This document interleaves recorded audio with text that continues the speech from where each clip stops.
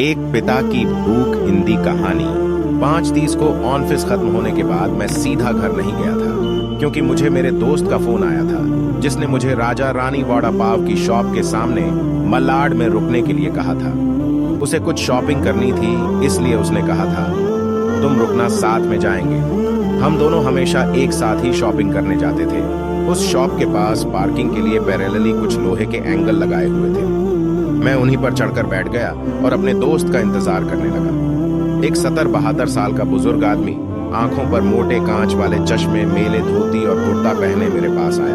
क्योंकि मैं लोहे के एंगल्स पर 3-4 फुट ऊंचाई पर बैठा था, उसने मेरे घुटनों को छुआ और बोला, बेटा, एक बड़ा पाव खरीद कर दे दोगे तो बहुत अच्छा होगा, बहुत ज्यादा भूख लगी है। मैंने जब उस बूढ़े आदमी की तरफ देखा तो वह मुझे रोजाना दिख रहे भिखारियों में से नहीं लगे। उन्हें देखकर ऐसा भी नहीं लग रहा था कि वह हर दिन भीख मांगते होंगे। ऐसे अचानक किसी बुजुर्ग ने मेरे पैरों को हाथ लगाया तो मुझे बहुत अजीब महसूस हुआ।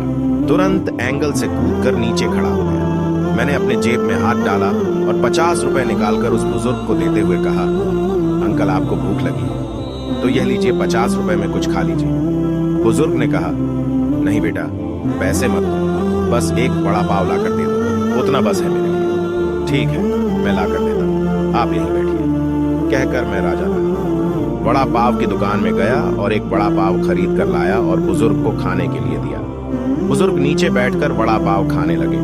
मेरी तरफ देखकर वह बोले, ऊपर मत बैठो, गिर जाओगे, यहाँ बैठो। मेरे पास कोई साथ बैठेगा तो मुझे भी 2 निवाले अच्छे से खा जाएंगे।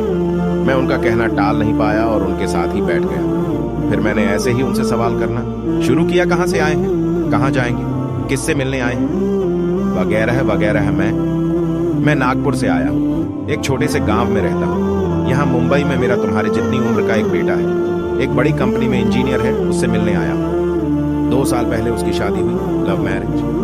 बहू पढ़ी लिखी है, नए विचारों वाली। उसे सास ससुर यानी कि हम पति पत्नी गवार लगते हैं, इसलिए हमारे साथ रहना उसे अच्छा नहीं लगता।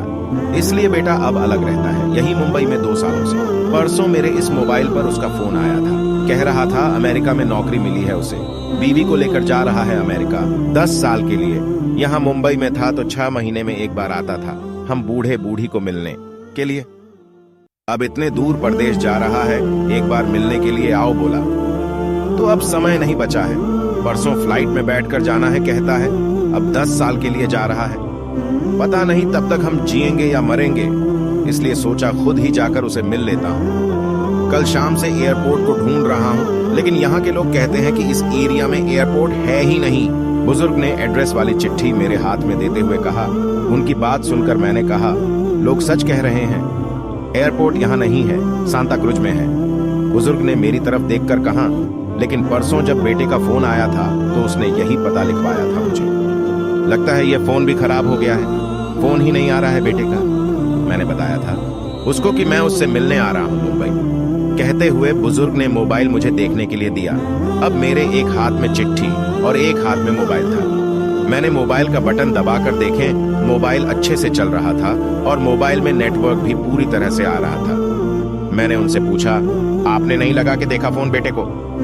मुझे कहाँ लगाना आता है बेटा फोन, कोई फोन करता है तो उठा लेता हूँ बस, उन्होंने कहा।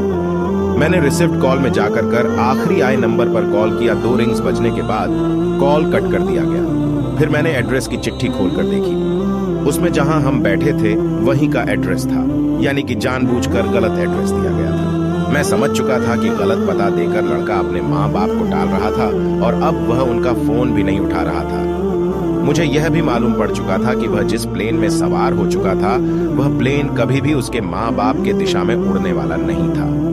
तब तक मेरा दोस्त वहां आ गया और बोला, चलो शॉपिंग करने चलते हैं। मैंने उसे 2 मिनट रुकने के लिए कहा और मैं बुजुर्ग की तरफ देखकर सोच में पड़ गया।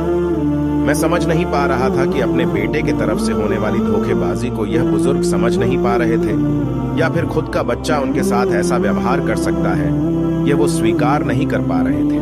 मैं बुजुर्ग से बोला, अब तक तो आपका बेटा जिस प्लेन में बैठा है वह उड़ चुका होगा। मुझे नहीं लगता कि अब आपकी उससे मुलाकात हो पाएगी, इसलिए अच्छा यही होगा आप वापस अपने घर लौट जाए और आंटी भी आपका इंतजार करती होगी। मेरी बात सुनते ही अगले ही क्षण उनकी आंखें भर आईं। आंसू भरी आंखों से वह मेरी तरफ देखने लगे।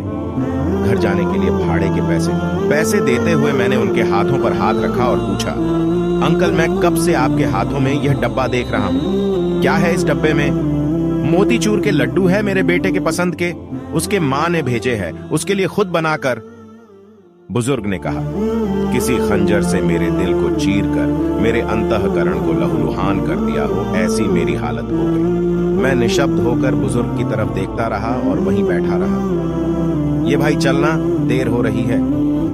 मेरे दोस्त की आवाज कानों में पड़ी तो मैं होश में आया और ऐसे ही उस भीड़ में उसके पीछे पीछे चलने लगा। घर पहुंचकर आधी रात तक मैं सो नहीं पाया। रह रहकर एक ही सवाल मेरे मन में उठ रहा था।